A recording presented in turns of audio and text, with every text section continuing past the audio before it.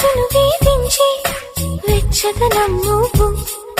నా మనసును లాలించి చల్లదనం నువ్వు, బయటే బరువనిపించి పచ్చిదనం నువ్వు, బయటపడాలనిపించి పిచ్చిదనం నువ్వు, నా ప్రతి